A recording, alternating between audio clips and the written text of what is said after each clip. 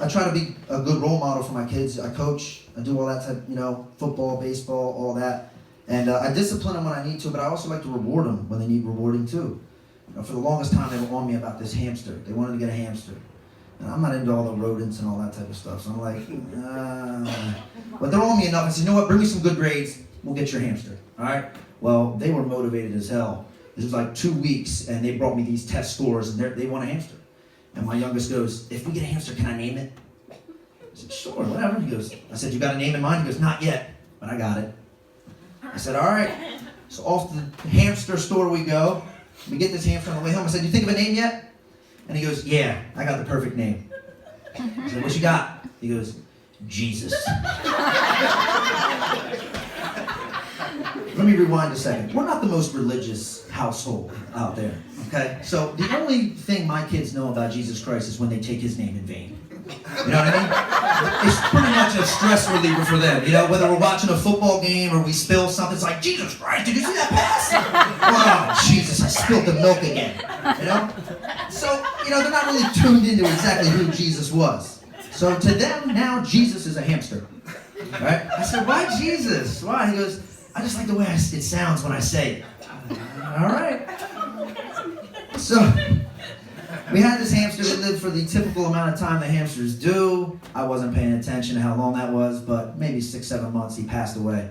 And the kids wanted to bury in the backyard. I said, let's wait 3 days just in case. You never know. But that was the first time they ever had to mourn anything. They've been sad before, like when I tell them to turn off Fortnite. But they never mourned anything. They never had to grieve. That was a different type of thing for us to go through for them. They were sad. Jesus died. Which hey, I mean, it's me too, man. But a month later, my grandma had passed away. And, we had to grieve again. And we had this beautiful funeral for her. And afterwards, we had this family gathering. And my wife and kids went with me. And my uncle, towards the end, got up and gave this amazing speech about my grandmom's life. Even thinking about it, it was special. And my son could tell I was a little choked up. He's never really seen his dad like that. And he kind of squeezed my hand. I looked down. He smiled at me. It was a nice moment. And then my uncle got done speaking, and he goes, "Nobody should worry. Grandmom is now no longer suffering, and she's happy in heaven, laughing and dancing with Jesus." And my youngest squeezed my hand and goes, "Jesus?"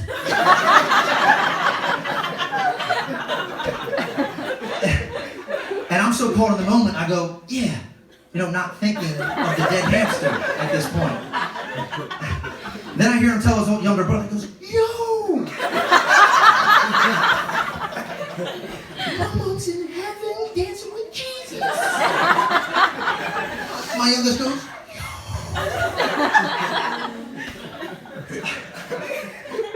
At that moment, in the time, I couldn't explain to him what was going on.